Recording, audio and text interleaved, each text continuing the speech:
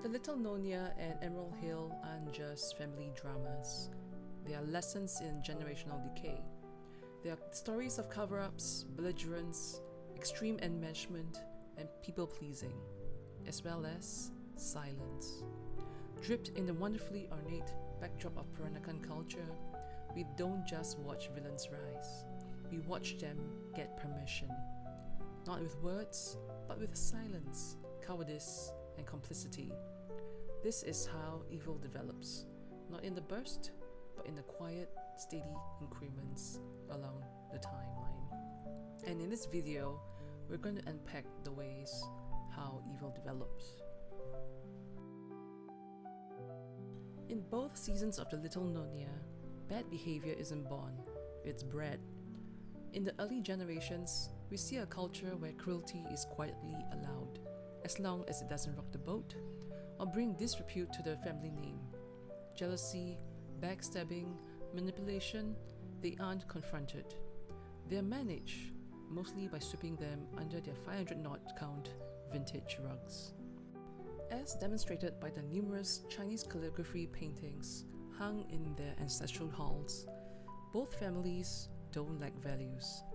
They lack the spine to uphold them, and so the rot sets in between the cracks of tradition and reputation. Yue Zhu, Jin He, Su Qin, and An An are symbols of what happens to good people in bad systems. The suffering and deaths are visible, but no one acts, not firmly, not decisively, because silence is easier, because family face matters more than moral courage, and no one wants to have an invisible target on their back, especially not by a presumably psychopathic uncle with firearms in his closet. And each time a character chooses politeness over principle, evil gets a little bolder, a little more confident. The audience is forced to ask, who's really responsible? The one doing harm, or the ones who watched and walked away?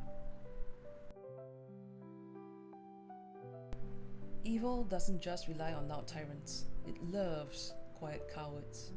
We see how powerful members of a family manipulate others, but it's often the spineless men or passive elders who create the space for it to happen. Everyone protects their own status in the family. No one protects the truth. This is Emerald Hill's tragic irony.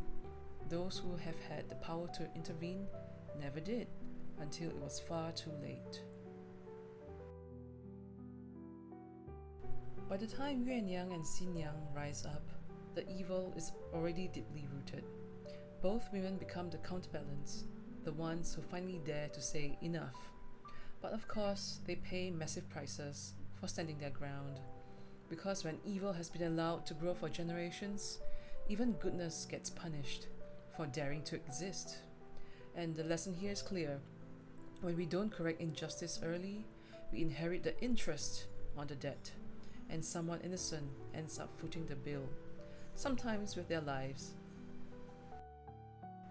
Both the original Little Nyonya and the latest Emerald Hill series are more than just nostalgic tales. They are quiet warnings about how silence can be an accomplice to evil. Evil isn't always loud at first. Sometimes it walks in politely, gracefully, and holding a plate of Nyonya kueh. And it stays because no one showed it the door. So ask yourself, what are you tolerating that's teaching evil to feel at home? Thank you for watching. If this made you think, subscribe and stay tuned for more.